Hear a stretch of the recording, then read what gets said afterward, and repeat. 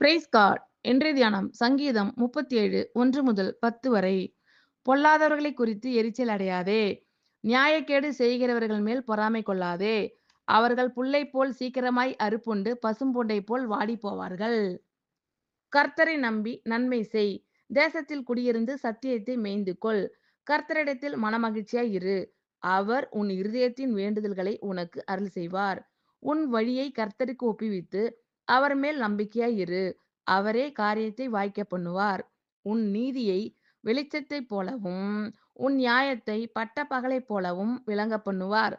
கர்த்தரை நோக்கி அமர்ந்து அவருக்கு காத்திரு. காரிய சித்தி உள்ளவன் மேலும் தீவினைகளை செய்கிற மனுஷன் மேலும் எரிச்சலாகாதே. கோபத்தை நெகிழ்ந்து உக்கிரத்தை விட்டுவிடு. பொல்லாப்பு செய்ய ஏதுவான எரிச்சல் உனக்கு வேண்டாம். பொல்லாதவர்கள் அறுப்புண்டு போவார்கள். கர்த்தருக்கு காத்திருக்கிறவர்களோ பூமியை சுதந்தரித்துக் கொள்வார்கள். இன்னும் கொஞ்ச நேரம்தான். அப்போது துன்மார்க்கன் இரான். அவன் ஸ்தானத்தை உற்று விசாரித்தாய், ஆனால் அவன் இல்லை. ஆமென். Thank you Lord.